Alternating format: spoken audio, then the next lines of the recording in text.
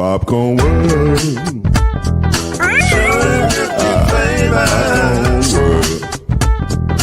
Popcorn World. Yeah.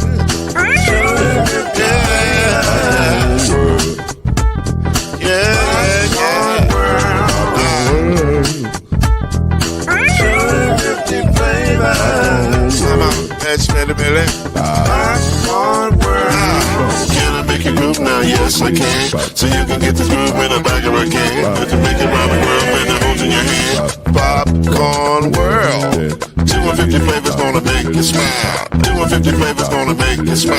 250 flavors gonna make you smile. I said popcorn make you smile. Ah. Popcorn World. Popcorn World. Popcorn World. Popcorn World. The Popcorn World.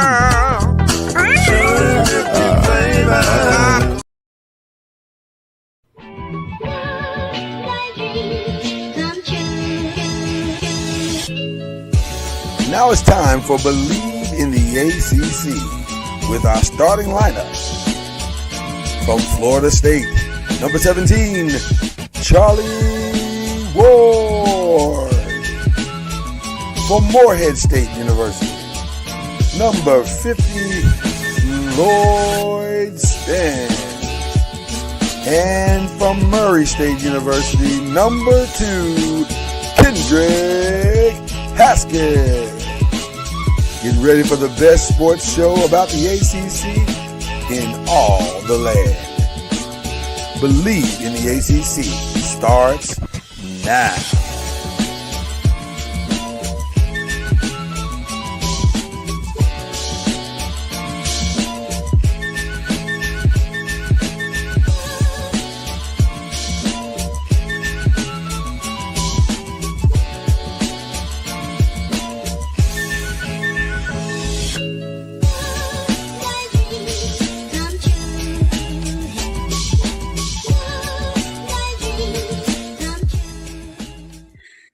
You know, it's frustrating sometimes. First of all, Happy New Year to everybody.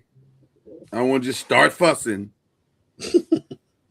But also, you know, it's frustrating to sometimes when they do a software update and they don't tell you, and now you're looking for the stuff that's normally in one place, but it's not there anymore. I don't like that. Yeah, I've been operating on a new computer, and like every 2 minutes it needs an update. I'm like, it needs an update. I'm like, what'd y'all do at the factory? Right. StreamYard is on an update binge right now. It's crazy, but I do like some of the upgrades, I have to admit. Ladies and gentlemen, we're back. We made it to the new year. Year number 6. This is amazing. Who knew, right? We doing this long? 6 years. We've been on doing this 6 years, guys. Wow. And look at here, the gang's all here. There is Coach Ward, who is deep into the basketball season, but still he found time to see his boys, his fellas, his guys. Yes, look at him all clean shaven. Look like a new man. Right, he looks good. He looks fantastic. But also, we all got the memo to wear the black. Now, I'm not sure why we're wearing the black. Because we're men in black. That's what it is, Charlie Ward. I like what you did there, sir. I like what you did there. It's good to see you guys. Yeah, it's always good to see my fellas. Listen, we don't have a lot of time to wait, so let's get to the most important thing right now. And by the way, this is a Believe in the ACC Press and Pros mashup. We're doing ACC, we're doing NBA. We got the right people in the room to do it. Let's jump right into the most important thing, which is a FAMU update. I need an update on the Rattlers. Yeah. Is that right? That's right. I'm doing it right? There you go. Okay. I just want to make sure I get it right. I don't misrepresent the brand. How are the Rattlers doing, sir? We're but more importantly, how do you think they're doing? There you go. That's a better question. I mean, of course, we're not where we want to be. We're 3 and whatever. We lost the rest of them. But they've all been all good learning experiences for us. The guys are starting to see what it takes to win consistently, not just on the court but off the court. And we had a tough loss the other night against Bethune at their place, which Okay. was a good barometer to us learning and growing, because they were one of the teams to pick to win the league. Yeah. And we had opportunities to win the game, but nonetheless, we have to keep pushing forward, because we've seen stories throughout the year where you don't start well and then all of a sudden you catch fire at the right time. But we want to just be consistent in what we're doing, consistently getting better each and every game. Of course, along the way, you want to win a few of those games, close games, which you want to be in close games, Yeah. to be able to have a chance to win. So our guys are, coaches, everyone's pushing forward to see how we can continue to improve upon our outcomes. And we had a pretty successful academic semester, um, which Always was important. Most important. everyone's eligible for the for the second semester. We'll take it. But we just want to continue to build on that. We just got our new AD who just started, uh, John Davis. So we're excited about him joining forces with us to be able to help push the programs forward from the athletic standpoint. Awesome, awesome. Listen, the last game I was able to catch was the TCU game, and when I turned in and to watch the game, y'all were up, and I was like, "Uh-oh, upset alert is in the making. Here we go. Let's go. Big FAMU win." And what I was most impressed about, Charlie, is they fought in that entire game. They didn't give up. Even when TCU made their run and came back, they didn't give up. They fought. Is that what at this point you're looking for? Is the constant fight, constant competition, buying into the system?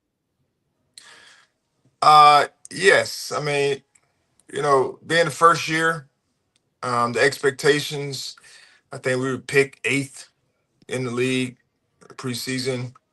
Our expectations, of course, is a little higher, but nonetheless, when you're playing the schedule that we're playing, the goal is to see how we compete at the highest level, and with some very good teams, and we were able to do that for halves, Yeah. and so that trend is still happening, even in conference. So we have to find how we can play uh, two halves as opposed to one half. We played a good half against Bethune. Um, won the second half by 8, but we were down 12 points in the first half. So is that, that's where we're working to try to evolve, just being consistent and playing two halves, regardless of who you're playing against. We're not here for the emotional,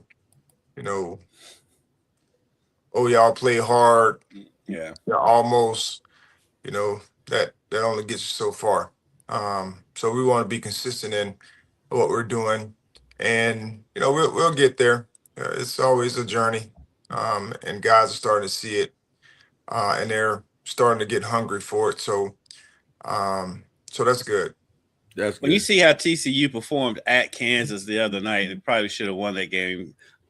Can you show that to your team and look, this is how close we were to beating this team?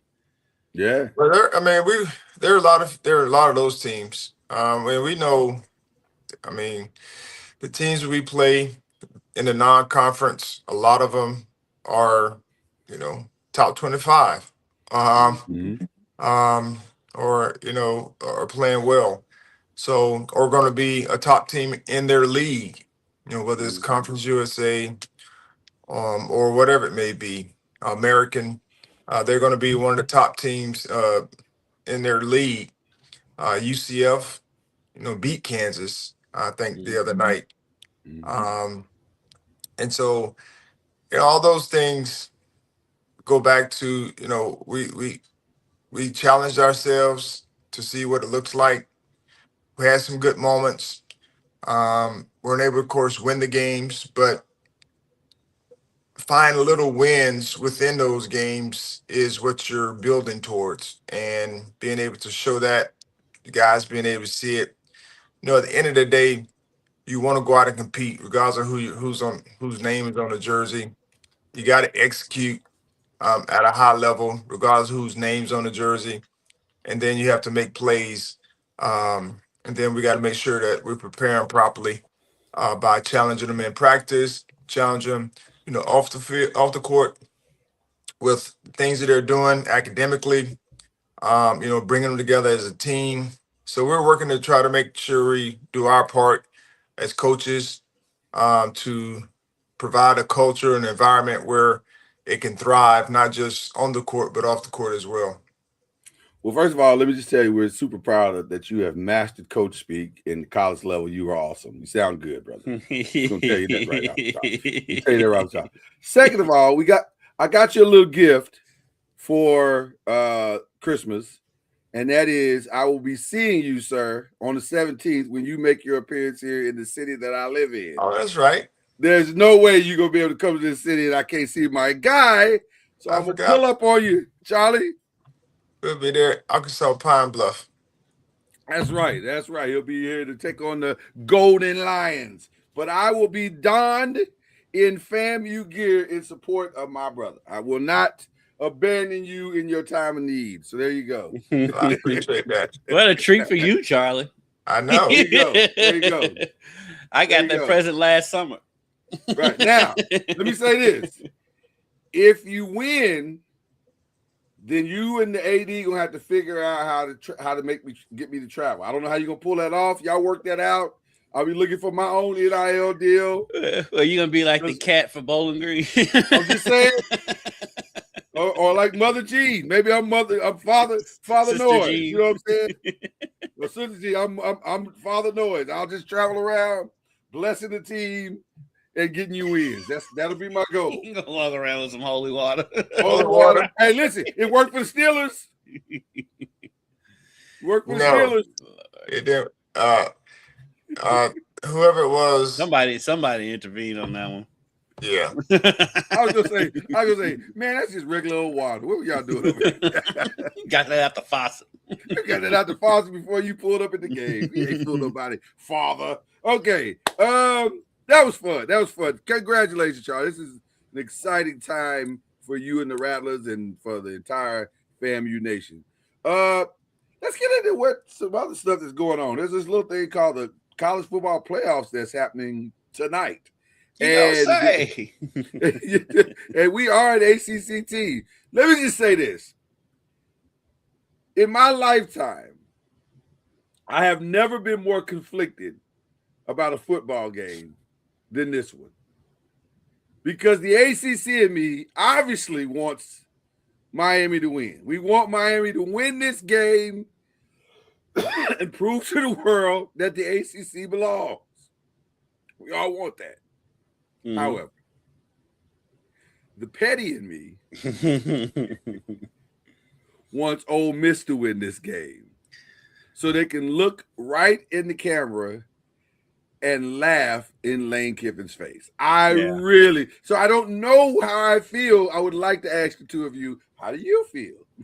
I mean, I'm kind of the same way. It's like I'm rooting for Miami because they are in the ACC and it's a good story. This is a crazy game when the crazy Final Four when like three of the four, the fourth best story is an Oregon team who's been here more than the other three teams over the last decade and a half. Right. And they're the least interesting out of the four. But I do want to see Ole Miss perform well because of everything that's going on and everything that Lane Kiffin did to that program. Kendrick, as a journalist, I think I know the answer to this, but as a journalist, what is the story for you? If you had to pick the story for you, it's probably Indiana. Yeah. Yeah. Now, Yeah. question. I have a question because, and this is a question that you can ask the sports director of Wave 3 News. If Indiana wins, what does the sports director do? Go to Miami next week. Means I probably won't be on the show because I'll probably be on a flight to Miami next week. Well, I was gonna say, listen. Well, hold on, because listen, if Wave 3 would like to do a mashup, I'm down. I am super down to make that trip to Miami. Let me just throw that out there. Because I think because the game is on a Monday, so I would imagine the festivities probably start on Friday morning. Oh, so yeah, we would fly down on Thursday.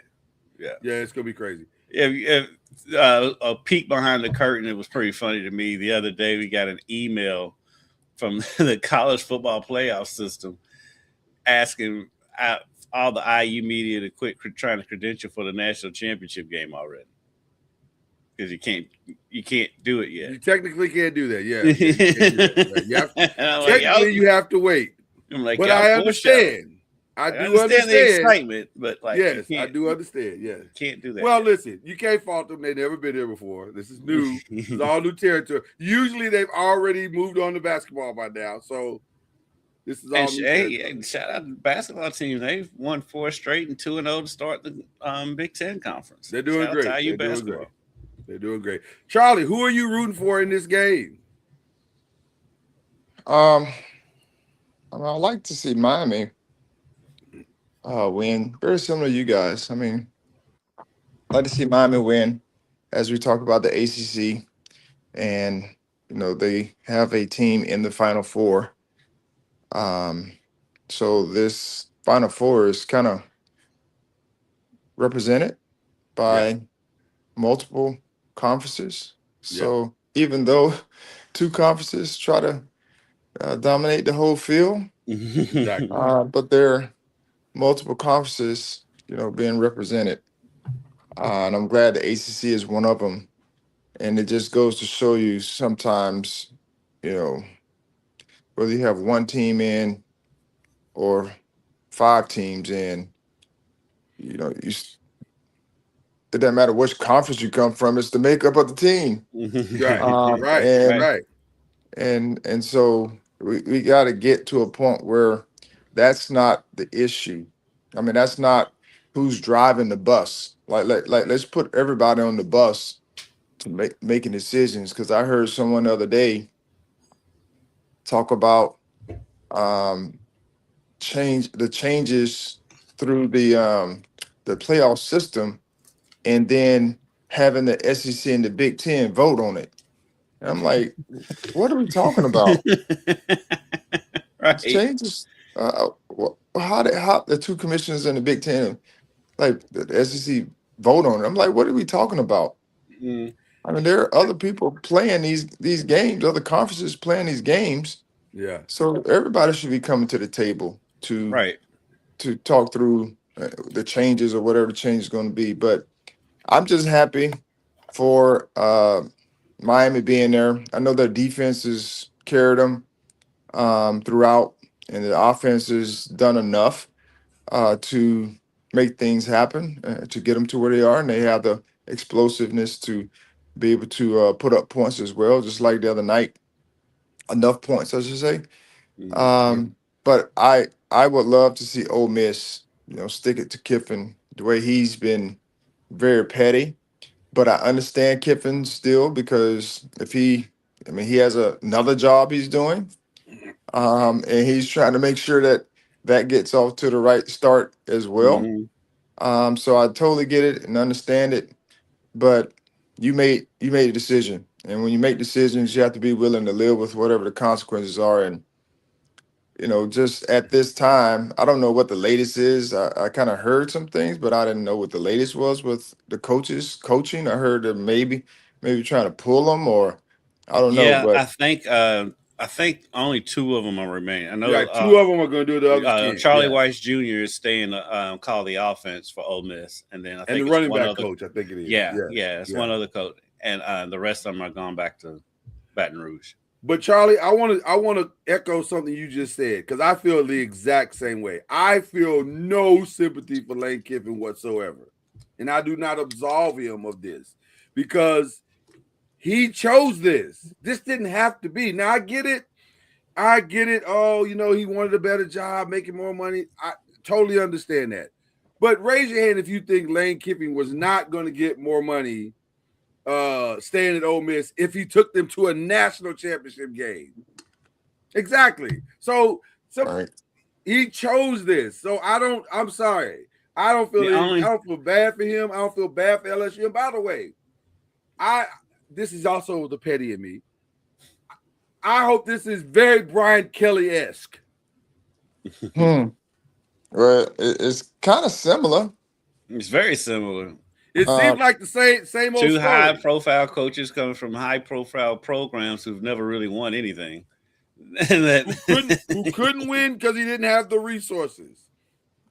Right. Yeah. So the only grace I can give Lane in this case is because how stupid the college football calendar is. That the calendar is the reason why we're in this predicament in the first place, because their calendar is so out of whack. I keep hearing people say that, but the truth is, yes and no. Yes, the calendar's out of whack, but also he didn't have to do this. He could have stayed right where he was and kept winning in the program that he built to go to the national championship. Listen, a lot of times I get it. We're all trying to give up grace to people, and people deserve grace, except when they are the one responsible for their own misery. Lane, this is on you, baby. This is on you. You could have stayed right where you are, and we wouldn't be even talking about this. You know what we'd be talking about? Wow, Lane Kiffin finally broke it. He broke through after all these years. And guess what? You break through this year, you win the national championship, they pay you even more. If you want to leave the next year, they pay you even more. So I guess this is more about me being tired of hearing Lane Kiffin deserves. No, he doesn't. He did this to himself. So, and Lane, he burns every bridge he crosses, and so the fact that it ended this way is not a shock. And it'll do. It'll happen to LSU. The ending at LSU will be something catastrophic. You don't think if Kalen DeBoer would have decided to go to Alabama, or going to Michigan, they wouldn't have called Lane Kiffin and said, "Hey man, I know you just pulled up at LSU, but how about coming to the team you've always wanted to coach at?" I tell you what happened. He'd have got on the screen the next day and said, "The Lord has spoke to me. It is time for me." And who's to say after next season that it doesn't happen? I'm just saying. When a guy shows you who he is, at some point you got to start believing him. And I think this guy is who he is. I don't know who this is. Vaccinator One, Joe Shane, it better be called for this. But shout out to you, Vaccinator One. I love you. I appreciate you. You're absolutely correct. Even though I don't think he's not gonna. From what I'm hearing tonight, he's not doing any interviews this week. I think he needs to decompress. How do you feel about that, Charlie? We're all over the place this morning. But before we get to the next game, how do you feel about Harbaugh since this guy brought it in? No, you're doing good, Vaccinated One, because listen, it's always time to talk about the Giants. How do you feel about Harbaugh being let go after 18 years? And was that the right decision? Because in situations like this, there has to be a fall guy. Yeah, I don't. It may be good for Harbaugh because it probably can give him a better start somewhere else. Mm-hmm. Because after 18 years at one place, some things started to become stagnant. And especially in this day and age, everyone is looking for something fresh and new and what have you. So I think it's a good for both. I agree. Because now he can go somewhere and kind of start anew and build them to a winner. Very similar to, like, of course you have to find the right team. You got to have the right quarterback, and those types of things, and the right support system to be able to make it happen. But I think I think it's good because when you're at a place for a long time, you get stagnant, they get stagnant at some point. And in this day and age, I mean, sometimes it's good. They're going to let you go if you're not winning at a high level or how they feel like you should be winning, because they feel like they can go get somebody else that's new and can help elevate the team. Now, who that is, I have no clue, but he should be able to get a new job. Oh yeah, he'll get a new job immediately. He'll be picking. I agree with you, Charlie. I think it's just it's good for both sides. Get a fresh start for both sides. It's not to discredit him at all. He's a great coach. We know he's a great coach. It's just like Charlie said, sometimes he gets stagnant, especially 18 years, especially at the pro level, because it ain't like college where players literally leave every year now. And so they don't get tired of your message because even if they're there all 4 years, it's only 4 years. Whereas in the NFL, if you're there for 18 years, like Lamar Jackson, he's been there, 7-8 years now. And that's a long time to hear the same message. And I think that you guys both said that I completely agree. The stagnation, that's really, really important, because once people stop believing in your message, then it's impossible to get that back. Especially if they tune it out. They may not necessarily not believe it, but they tune it out. They start to tune it out. Yeah, absolutely. All right, let's get back to the college game. The one that may be even more fascinating or equally as fascinating as Ole Miss and Miami is Oregon, Indiana Part 2. And it's Part 2 because they played already. And it did not go well for Oregon, though it was close, but it really wasn't, because Indiana really dominated that game. Yeah. And they did it on the road, which leads me to believe, in my humble opinion, that we're going to probably get more of the same. Like, I don't see... Maybe Oregon will come with this new inspired thing but the people of Indiana are the same. Like, they are the same players who are even more motivated because they're playing for not only a national championship, but an undefeated season and a movie that is going to write itself. So your thoughts on Oregon, Indiana, gentlemen? Well, there's a couple storylines here.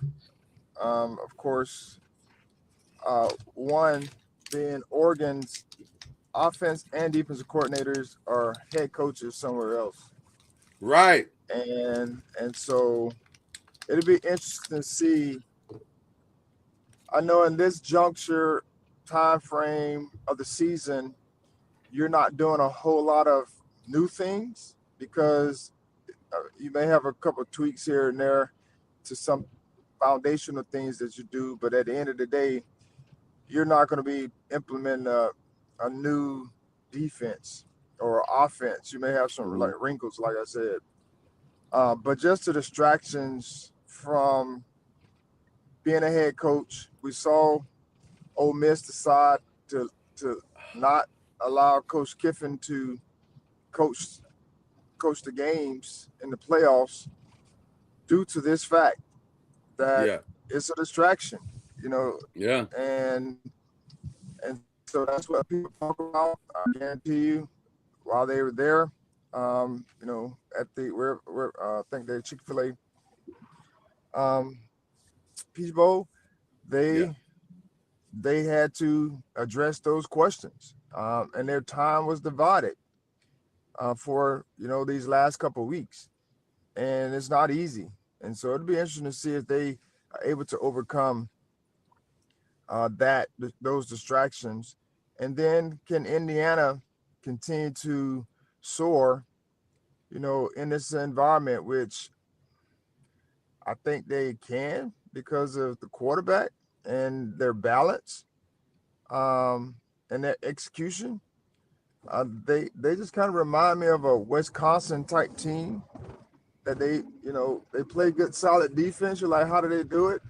I mean, dudes just be in the right spots.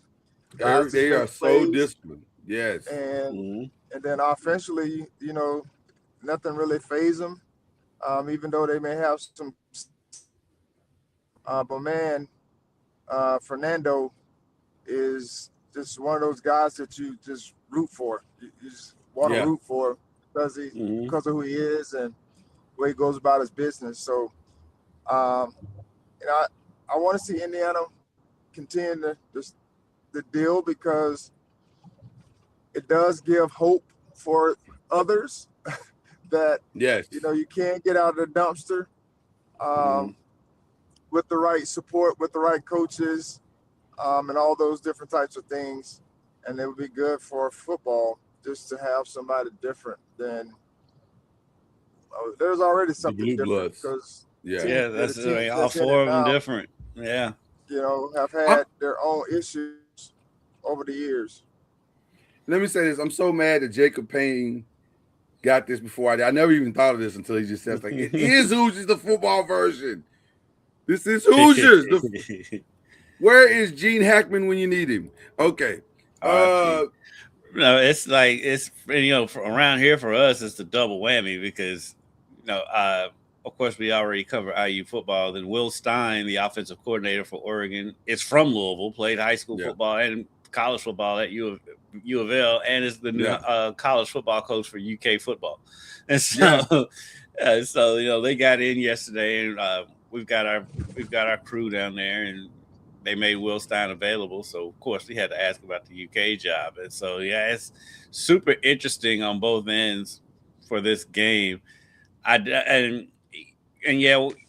to your point, it's the same players and everything, but I mean it was the same players for Georgia and Alabama in the SEC championship, and Alabama took care of business. And so I think in all the rematches in the postseason this year, the team that lost the first game is won the second game. So it's going to be interesting. This Indiana team, like Charlie said, the offense doesn't flinch. Neither side. I mean, nobody in their team flinches, and it's like they've taken on Cignetti's personality so much, and is crazy. I've never seen a team that's so much into their coach's personality, and at this point in the season, with anybody who's like an up and coming, just kind of come out of nowhere like they have, you do kind of question them against every opponent. But like with this team, you don't question them. And if they're not going to beat themselves, if Oregon wins that game, Oregon went out there and won the game. It's not going to be because IU shot themselves in the foot, turning the ball over, committing a bunch of penalties. It's going to be because Oregon went out there and beat them. The last week or in the quarterfinals, everybody said the stat was the team that had the bye was the loser. I think every team other than Indiana had the bye was a loser. This week, the stat is, it's hard to beat a team twice. Every team that is, I think Indiana doesn't care about your stats. They don't care about your history. I tell you one person who doesn't. Right. So I think Indiana takes care of business. Indiana, DeAndre Moore, is it DeAndre? Is it DeAndre, right? I think it's DeAndre, right? Oregon's quarterback? Yeah. It's DeAndre or DeAndre. I think it's DeAndre. Deontay. Yeah, I know something with a D and a T and it's either Deontay or Dante. Okay, so he had some challenges last week, and I don't think that defense was good, but they're not. I don't think they're as good as Indiana, and so Indiana is going to be in the right spots. They're going to put the pressure on them. They're going to really make this a very difficult game for him. And I like the 1 and 2 matchup of those two players, although in evaluation, and we'll have more evaluation in the next coming months. Do you guys see either of these guys as true first round quarterback selections? Huh? Who? Moore and Mendoza. Yeah, they're going to both be first round picks. I didn't say they were. I said, do you see them as true first round day one starter selections? I do more with Mendoza than I do with Dante Moore. little bit more with Mendoza because of the calmness, like some of the things that Charlie was talking about, the intangibles. But I think, but I think both of them are probably going to go the way of Patrick Mahomes' journey, meaning that you probably want to get a veteran to start the season, let them acclimate, and then put them in the game at some point. I just don't see day one starter in either one of them. That's just my opinion. It depends on the organization. Yeah, I'm saying it depends on where they go. We know what the organizations are, the Raiders and the Jets. Do you want to put either one of them in that situation? If I was both of them, I'd go back to college. Listen. You see what Arch did. hey, Kendrick, Charlie, you'd make more money and you'd be a lot safer. So yep. So a lot more enjoyable life. They should at least consider it. So, but one of the really Fernando Mendoza doesn't fit the Raiders' personality to me. Like he is the complete opposite of everything that the Raiders have been historically. He's I don't see that kind of edge in him. He should want to go somewhere else. I mean, not. I mean, everyone should. But he won't slip through the cracks though. He's gonna go number one. If barring some weird trade that we don't see coming out. Now here's what's interesting about this. These two are the number 1 and 2 quarterbacks being picked in the draft. Now here's what's interesting though. There are some things out there that could potentially happen. In that there's a Tua, there's a Kyler Murray, if you want to take that risk as if you're the Raiders or the Jets. And it would be the most Jet and Raider thing to do is to take that risk. And they could trade because both of them have so many needs. You got to ask yourself, is it worth it to take those two guys when you still have 15 other things you need to do? I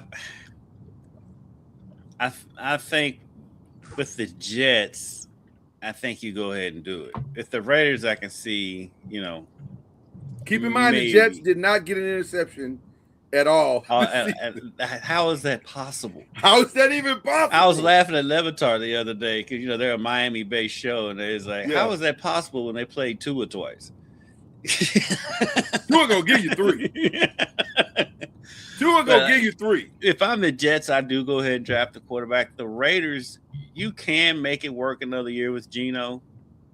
If you put if you can address your offensive line needs, and your defensive line or whatever, but with the Jets, they're a complete blank slate.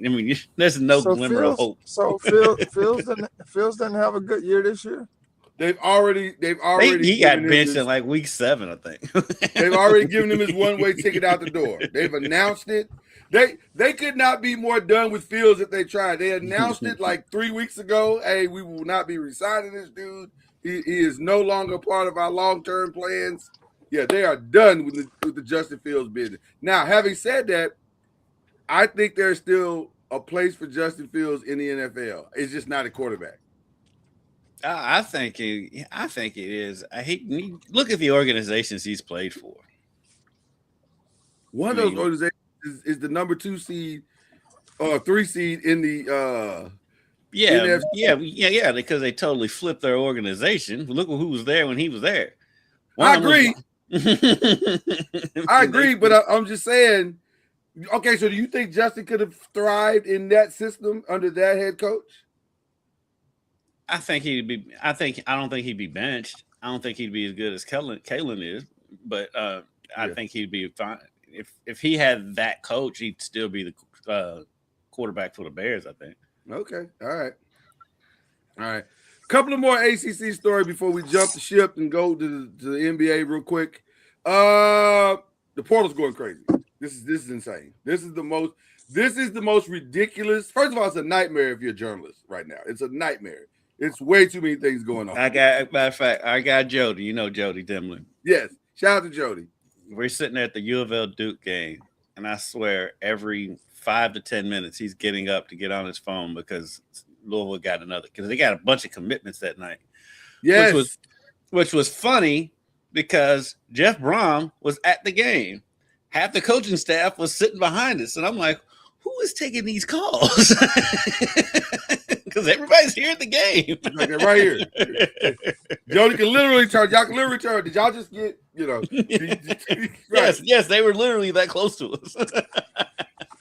Every time your phone goes off, you turn around and Jeff goes, got him. It's a madhouse right now in the portal. The kid at Washington, I think, the Washington's trying to sue the kid or something. They need to sue that kid. Why do you say that? I'm not as familiar. I just knew he was getting sued. But what's the whole story? He agreed to terms and then hit the transfer portal. So he basically got his money, then hit the transfer portal. Oh, he got his money. Yeah, they're suing him for that money. Oh yeah, you got to get that money back, player. You can't do that. You can't. Mm-hmm. Yeah, you can't just be taking money all willy nilly. So that's to me, that's one of the biggest problems. Mm-hmm. Is it's I was talking to someone yesterday, and it's like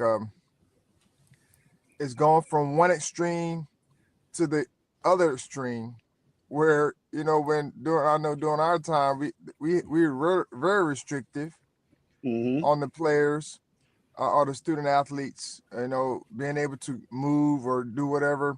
Restrictive meaning, there were consequences for it. There were no you just go wherever you want.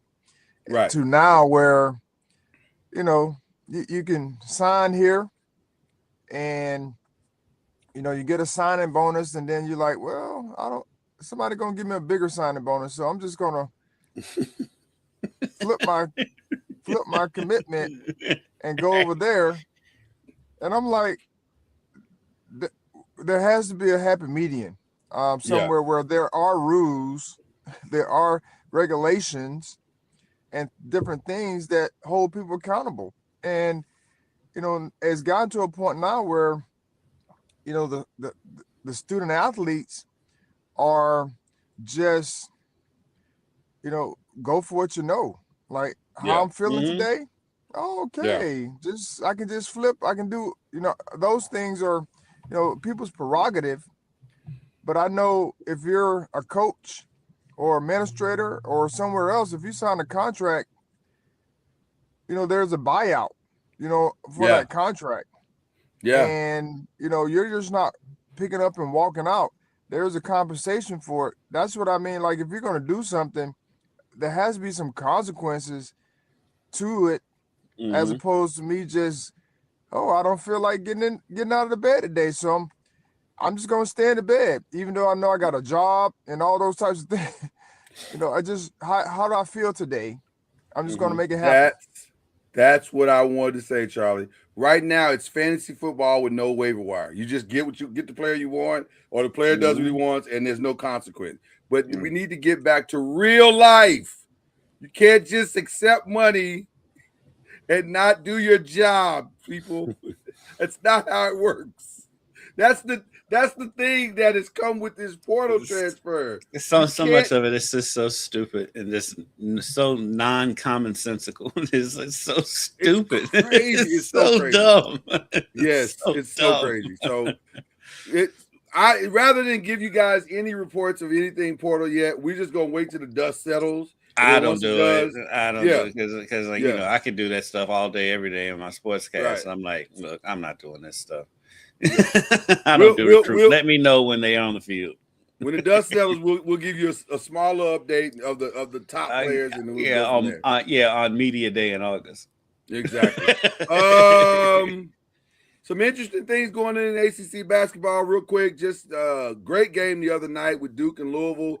Louisville's going to probably struggle. I think the theme of their season so far is we need Mikal. Like until he comes back and they can play. It's bigger than that. Right. Oh, you think it's bigger than that? Yeah. Really? They would have lost that game if Mikal was there or not. You think so? Their problems are not in the backcourt. Their problems are up front. Their Their front court is not aggressive enough for me at all. I am not impressed. Like they don't have as much dog in the front court as they have in the back. And those guys got to really, really start to step up. Now where Michael would have helped the other night is because Duke was able to put Sarr over on Conwell, and his length and size gave Conwell probably pretty much shut him down in the second half. And if you have Michael out there, that kind of alleviates that a little bit. And it's Michael. Yeah. Okay. And so Michael. Yeah, Michael. And so Michael. And so it alleviates that, but that wasn't going to stop Boozer from doing whatever he wanted to do down low. Here's what I think, though, and I don't completely disagree, but I'll say this: it is different. Michael is the one pure shooter they have. Like he's not streaky. He can shoot, flat out shoot the ball. Now Conwell's that. Well, Conwell is too, but I think when you have them both, Conwell's a better shooter than Michael. But yeah, I get what you're saying.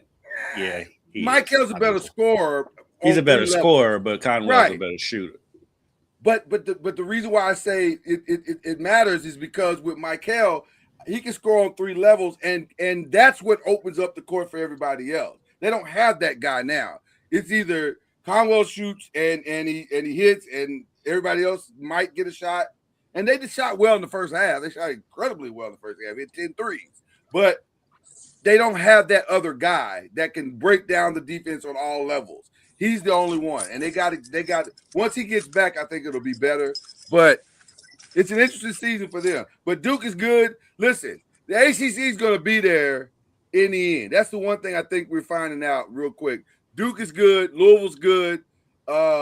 Virginia's the story of the league. Virginia might be low-key the best team in the league. I don't know. We're early, but they might be. They're really good. They're the story of the league, coming from what happened to them last year.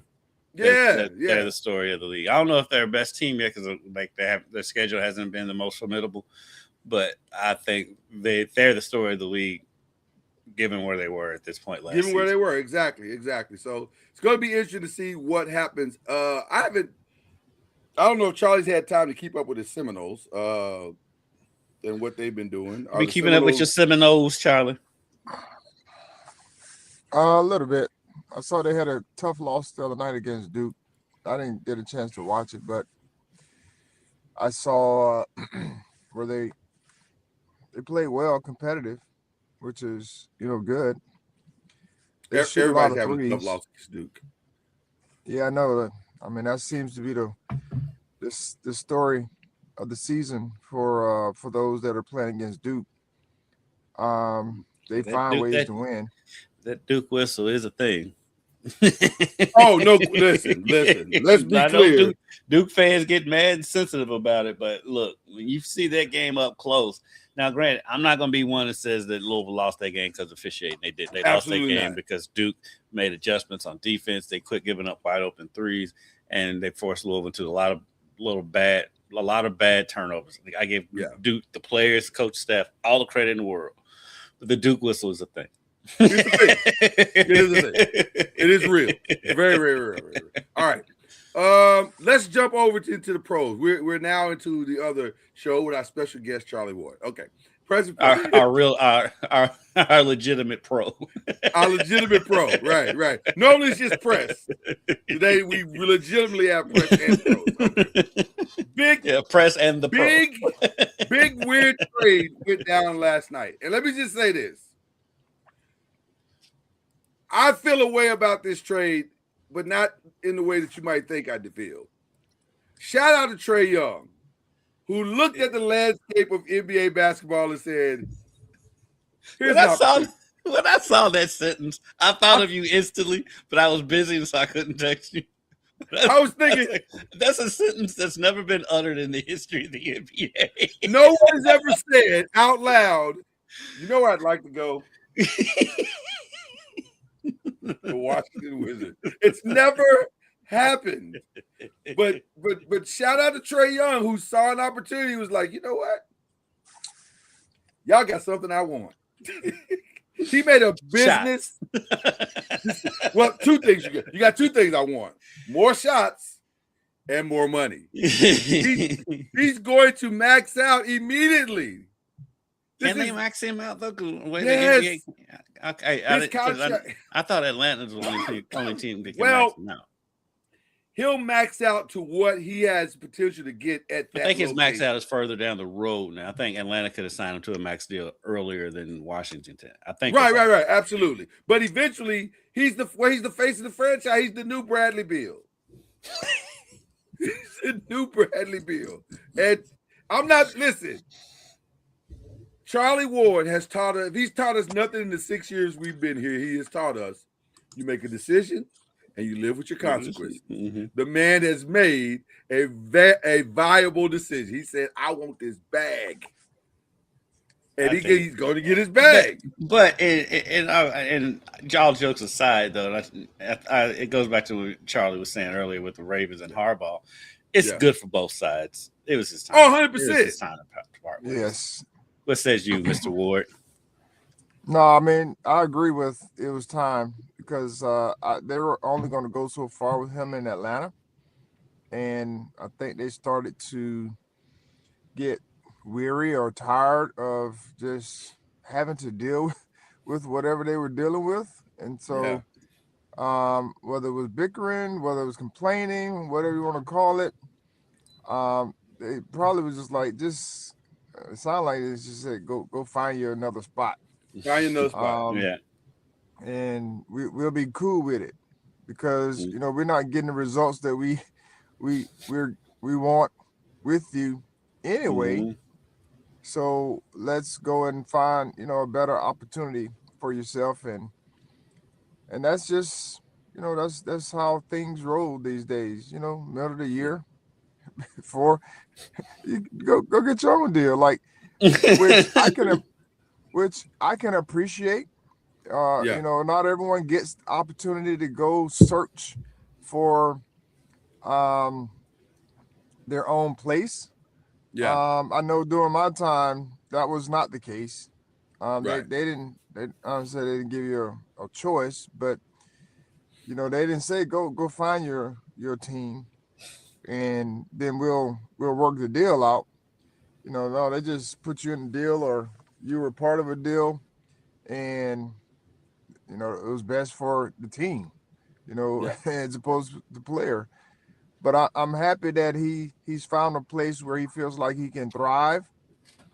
And hopefully he can elevate their team, not just by scoring a whole bunch of points, but finding ways to do other things to help them win. Right. That's my other thing is, I understand we want to score more, we want to do more, and we want to be face of and all that. But at the end of the day, are you providing the necessary outcomes that everyone wants, which is to win? Mm-hmm. And, are you doing that? Or are you just good with, hey, I'm the face of the franchise. Hey, I'm scoring all the points. Hey, I'm getting all the shots. All those types of things, and you're still not getting the success. Or better yet, some people are just satisfied with making a whole bunch of money. Like, I'm making a whole bunch of money, but we're not getting the outcomes that we desire. So I'm cool, not cool with it, but I'm good with it. And so it just depends on who you're talking to and their motives. But I think it was a good move. Getting CJ, is it CJ? CJ McCollum, yeah. McCollum. Oh, free CJ. And I'm so happy for CJ. At least he gets to actually go to work and enjoy it now. like God bless you. I mean, because you look at that roster, I mean, that's a pretty good roster makeup for the Hawks. I mean, a lot of people were touting them as a dark horse for the finals before the season started anyway. So adding CJ McCollum, I think he's a good fit for what they have with that roster. And I'm so happy for him because he's been in purgatory forever. Like he left Portland and people forgot he existed. Like it's crazy. So he show up at the NBPA meeting and be like, "Oh, you still in the league? Like I didn't even know you was like here." Yeah, he went to two. He's played for 2 of the 3 black holes in the NBA. Oh, the only one left is Sacramento. He's been crab cakes, and it's been rough. It's been rough for CJ.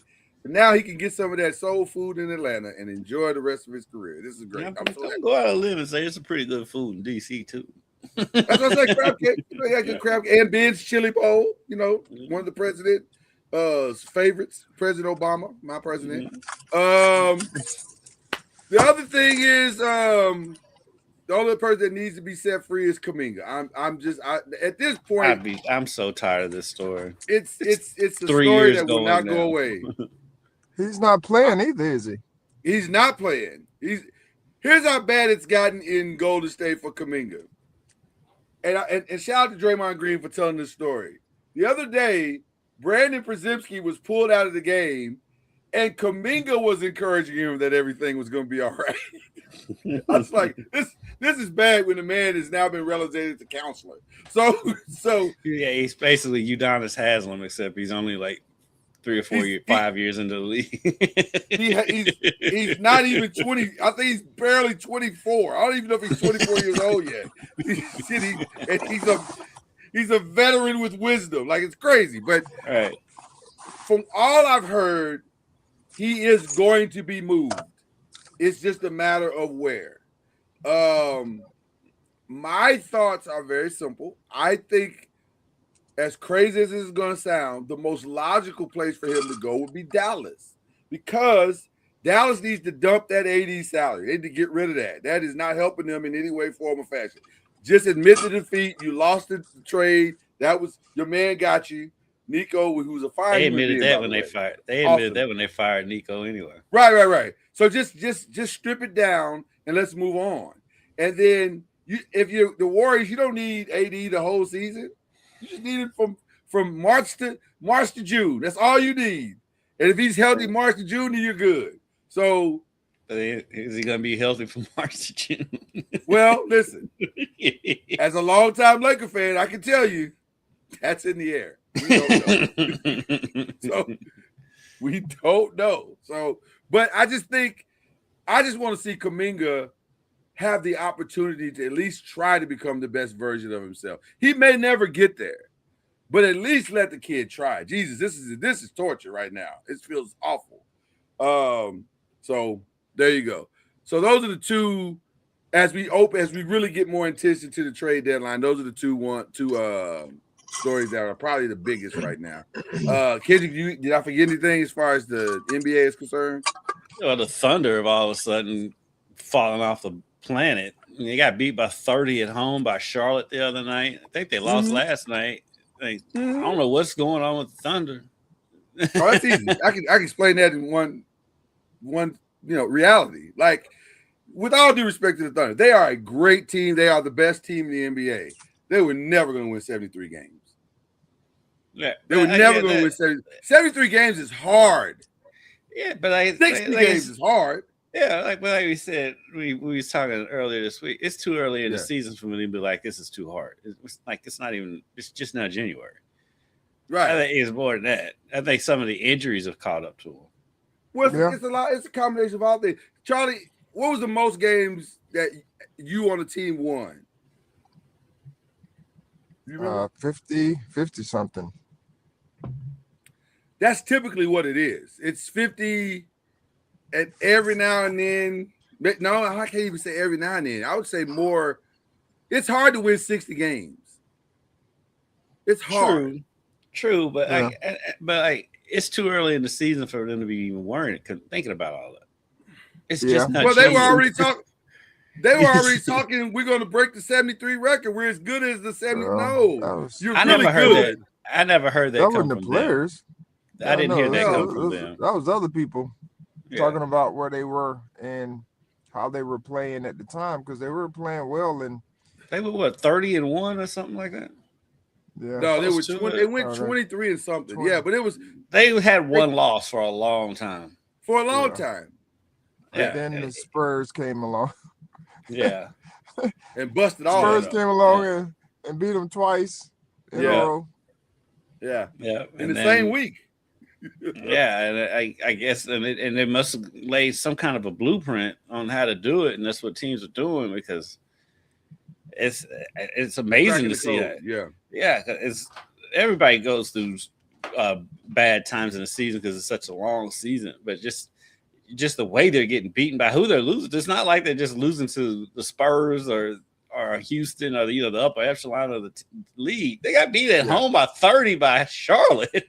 I was gonna say that's a whole other deal. If you're losing to Charlotte, something's wrong. Something's at home by 30. And the Jazz. You lost to the Jazz. Yeah. Well, no, you know what? I forgot. They came back and won in overtime. They did come back and win. They should have lost to the Jazz. The game was way closer than it should have been. Yeah, the Jazz is not a bad team. They're not, but they're not a great team, Charlie. They're not. Let me say this. Maybe they're just not. Are they not coached well? Maybe something is wrong with the Jazz. They got a lot of talent. It's just not coming. It's just not showing up in games. Most teams in the NBA. Well, that's true. Yeah. That's a good point. Charlie. They all are NBA players. That is a good point, Charlie. That's a great point. But yeah, using the Charlotte, who looks like they're trying to dump salary as well. That's just their organization. This is what they do. To close out Press and Pros today, I'm gonna throw out some names, and you tell me if they're gonna make it through the trade deadline or not. LaMelo Ball. Where is he now? With Charlotte.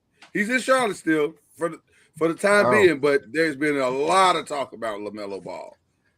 And there's healthy? several teams that need point guards, and he's healthy and playing well. Actually, I can see him being moved. For his sake, I hope he's moved. I think for a lot of these teams, it comes down to we don't want to pay this guy what he's going to ask for here in this next alliteration of negotiations, and so we got to get some of this out so we can kind of start to build something that's going to be sustainable. Michael Porter Jr. is an interesting name that keeps coming up. I never felt he was going to stay in Brooklyn anyway. No chance at all that he was staying in Brooklyn. Is he healthy? He is healthy and also playing very, very well right now. As if he's playing in the type of manner that he said that it looks like he sees another contract in his future. He knows that this is what it is. He's playing for Brooklyn. That's what it is. Well, that helped. And so the trade deadline will come up, and somebody will be like, "Oh, we need another piece," and he'll be a good piece for us. So that's what will be. Okay. Is he playing defense now? I can neither confirm like that matters, Charlie. Like that matters, Charlie. Plays for Brooklyn. Defense. What is that? That's what I'm saying. This like is crazy talk you're talking. This sorcery. This defense thing you're speaking of. If you're gonna trade for him, you gotta take that into account. Like, oh yeah, he's a one-trick pony. That's a nice trick. Well, I mean, think about it. So is Melo. Yeah, it's a nice trick. Yeah, LaMelo's all offense. Free James Harden. I don't know. Somebody need to free him. They playing well right now, though. That's the problem. I watched them the other night. It was hard to watch. It's hard to watch. They are hard to watch. Clippers games are hard to watch. It was like pickup ball. Mm-hmm. I mean, there's a few times where he and Kawhi, they didn't pass it to nobody, and they shot it. Yeah, with 18 seconds on the clock, with several seconds left, plenty of time on the clock. Just. And I'm like, man, and then Harden goes down to the defensive end and stands and watches man several times, like score. Yeah, they try to hide him and do all necessary things, and they can't hide him because the other team just keeps finding him. They put him in either pick and rolls or they back cutting him, and he's like, "Oh well, just give me the ball." They won 7 of their last 9 games though, so they are playing better technically. Who do they play though? That matters. But they beat the Warriors the other night. Well, everybody's And beat the Warriors. they beat your Lakers. They beat the Rockets. They won at Portland. They beat Detroit. Oh, they won won some games. Okay, They won some games. So they may try to hold on to Harden. Yeah, they beat Detroit by 13. They got to make up a lot of ground though. And they beat the Rockets by 20. I mean, yeah, they've been playing well. They got to make up a lot of ground though. They are in the hole deep. Jesus, they lost to the Celtics 146 to 115. And let me say this. I agree with Charlie. Yeah, that's the game. That's the game I watch. Okay. Yeah. It sounds about right. I agree with How you Charlie. score 115 points and lose by 31? Oh, for them, it's not hard. It's not hard. But here's the thing about James Harden. Not that impossible, actually. Not that impossible.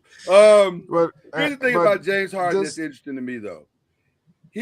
Charlie, to your point, when he is beginning to start the process of a checkout, this is how he plays. Like he did it in Brooklyn, he did it in Philly. I think when he is like, I'm kind of over this. This is kind of what you get out of him. So I'm curious to see if they'll make the change solely because of that. Like he's kind of like on the backside of it. He's like, I'm over it. And by the way, I'm not even mad at him because he has tried to make this work in Los Angeles. He has tried, but it ain't working. I don't know, but like, I want to see James Harden free too. But I'm like, who's going to take on that contract? Well, that's the other side of it. The man makes an enormous amount of money. So yeah, there's not a more hamstrung organization in the league than the Clippers. I agree. I'll throw out a couple of more names, and then we'll wrap this up. Joel Embiid, is it? He ain't going anywhere. That dude played with no socks the other day. I think it's time. Like it feels like he has lost his way. He played with no Charlie, socks. have you ever played with no socks? Who did that? Joel Embiid played with no socks the other day. He rolled out there with leggings and no socks. Oh, Did he play though? I'm sure he had some. He played. I'm sure the he whole had some footy. He probably had some footies on. No footies. Nothing peaked above the shoe in footy level. That's what I'm saying. Yeah, some no-show. Probably had some no-show socks. What do they call them? Short socks. But normally, when you're low and low cuts, the no-shows at least will peak above the shoe just a little bit. Nothing. If you go back and look at the camera, there were no socks. It looked like he had on no socks. It was crazy. I think he had on socks. I said, this dude is wild. He is really in his own world right now. Maybe he was going back to his roots. You know what, Charlie? I'm not joining that. I'm not going to join that. They've won 4 of their last 5, and they're at the Magic tomorrow, so he stays. Yeah, he scored 28 points last night. Okay, all right. This was the Wizards, but I mean, yeah, this feels inevitable already. But AD, yeah, he's gonna get traded. If he stay healthy. I mean, he's been traded 3 times now, and he ain't never been healthy. Actually, he's only been traded twice because he got traded from the Pelicans to the Lakers and from the Lakers to Dallas. But he's never really been healthy. I can see, but like he's a talent though that everybody's gonna look at me like I can make it. I can change him. Well, I don't know if it's so much that I can change him as much as if he's healthy, he can change us. And by the way, they're 100% correct. Whoever trades for him is 100% correct. When he's healthy, he is a franchise-changing player. However, those days are few and far between. That's really the problem. It's just, it's not happening. Okay. I don't have a lot of the rest of the stuff other than this is award season. And I'm excited for one of my favorite movies because they seem to be doing well so far. In that city. I don't know if either one of you saw the movie Sinners. Phenomenal movie. I haven't seen it. Phenomenal. No. And by the way, not a horror fan at all. Not a horror fan at all. I am not. That is a phenomenally written movie. Shout out to Ryan Coogler and Michael B. Jordan. Michael B. Jordan's performance is insanely good. But it's a great movie. But fun fact that I just found out the other night, and this is for all my gospel music fans out there.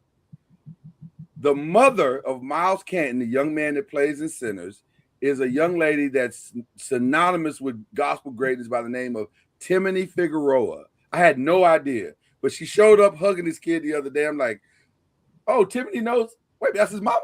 What? What's going on? But that explains his enormous talent. The kid is a phenomenal talent. But shout out to Miles Canton and his mother, Timothy Figueroa, who I did not know that was his mom. So there you go. But listen, great movie. I would recommend anyone seeing it. It's not exactly what you think it is. It's better than what you might think it is. It's really, really, really good. So there you go. That's all the rest of the stuff I got. I don't have anything else. I'm good. Do you have anything? No, I'm good. Okay, all right. So then we give our shout outs. Who we shouting out today, gentlemen? Gotta start with Coach Junior. Yeah, I gotta start with Coach Junior because it's usually a Seminole.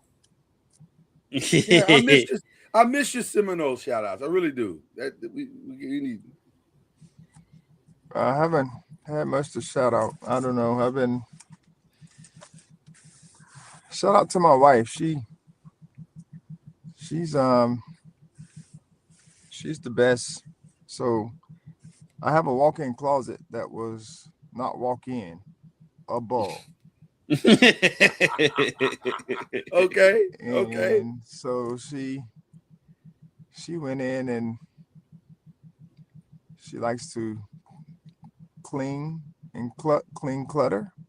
So she went in and cleaned up my closet. And so now is walk-in the bull. Nice. So it's a walk-in closet again. And so I'm just grateful for her. And all that she does, that part, and she's also running our foundation, the Champions Ranch, doing all the work, leg work for that. So she's a hero. Nice. That's awesome. Very, very cool. Very, very cool. All right. Kid, shout out, brother. I'll shout out Fern Creek High School coach Josh Abel, the football coach. He just stepped down from the position. He's served the school and served the team well over the years. Never could quite get over that hump. It's hard to find a quarterback. But his defenses and running game was always on point, and he just stepped down last week. And he's always been good to me whenever I need anything. So just shout out to Coach Abel and congratulations and good luck to you going forward, whatever that future holds. Awesome. Listen, I have 3 great shout outs, people. The first one I want to give to the forgotten quarterback of last year's draft, Tyler Shuck. No one thought much of him. Matter of fact, the only person that really believed in him was the New Orleans Saints and Louis Riddick. That's the list. Yeah. But these last 5 or 6 games, or 8 games rather, he went, I think, 5-3 or 5-4, or 9 games, 5-4. That's not bad for a rookie. And I think they had won 3 straight. They won 3 straight before the last one. They won 3 straight before the last, and were competitive in the last one. So I want to give a shout out to him. I think he has locked that position down, and he will be their quarterback going forward. So shout out to Tyler Shuck. Just for giggles, shout out to David Ortiz, Big Papi, who was the first person out last night in The Masked Singer. It was hilarious to see Big Papi in one of them big old gigantic costumes. And his song was Turned Down for What? And there were no lyrics. He just shouted us for 2.5 minutes. And it was fantastic. I loved every second of it. Whenever I see promos for that show, I'm like, who watches that show? And like, there's the one. I'm a girl dad. I watch girl dad stuff. This is what happens. But I love it because I get to spend time with my girls, so I'm not even mad. But it was hilarious. I laughed the entire time. And then I have a melancholy shout out to one of the greatest gospel artists of all time, the great Richard Smallwood. Man, I don't know if you know Kendrick, but Richard is one of one. Okay, he's one of one. I remember the first time I tried to learn. He has a song called Angels, and I tried to learn this song as a musician. One of the hardest songs, because he's the first true gospel artist that mixed gospel and classical stuff together and made it work like seamlessly. And most gospel musicians, when you were trying to learn a Richard Smallwood song, you sat there at the piano for a few minutes, regardless of your talent level. You were like, okay, now what just happened? Like, why did you do that? Like, structurally, it was a challenge. But he was brilliant. He was absolutely brilliant. And from Total Praise to Jesus, You're the Center of My Joy, to I love the Whitney Houston classic, I Love the Lord, He Heard My Cry. He just was one of one. And he will be tremendously missed in the gospel community. So we send light and love to Richard Smallwood. We use the word legend lightly and maybe too loosely sometimes, but Richard was truly a legend in the gospel music arena. So there you go. Those to him and his family. Do you have any Richard Smallwood songs, Charlie or Kendrick, that you remember? Total Praise is the one everybody goes to. Yeah, right. That's the one that everyone goes to. But of course, I grew up on Richard Smallwood. And his, I sat there and watched a lot of his concerts on tape. Yeah. Yes. That is hilarious. Oh, tape is hilarious. Videotape. Yeah. Richard is a true genius. So, because they used to have the VHS tapes of Oh, the yeah. concerts. Mm-hmm. Oh, yeah. Oh, yeah. Oh, yeah. Everybody had those VHS tapes growing up. Listen, that's how we got through some nights. We'd have them stacks of VHS tape in our dorm rooms, and we would all, on the boring weekends that inevitably come every college season, you throw a tape on and everybody gathers in a room and laughs and enjoys the weekend. I used to have the movie Money Talks on VHS tape, and I used to watch that opening scene when he's singing Barry White driving through the street. I used to watch that scene. Yeah. I used to watch that scene every morning before I went to class. My first, my last, my everything. For us, it was Friday. And it was Ron Isley saying, try to find a better way. So for us, it was Friday. But yes. Oh, and Sandlot. I cannot, for some reason, we watched Sandlot religiously. It was like a drug, but we watched Sandlot all the time. And we would walk around the campus all day saying, you're killing me, Smalls. You're killing me. I don't know why we love that movie so much, but we did. So shout out to Sandlot. Okay. Guys, it's been great. We love each and every one of you. Shout out to Papa Haskins. And it's been, listen, enjoy your day. Enjoy your weekend. You got 4 days worth of great competitive football. So get your ribs together and whatever else you're going to eat and enjoy it. All right? And that's what we always say at the end I of actually got 5 because there's a Monday night playoff. There's a Monday night game. It's 5. I think it's goofy. That's not fair to us. I don't get that either. That's just what the greed of the NFL. Yeah. All right. With all that being said, cue the whistle.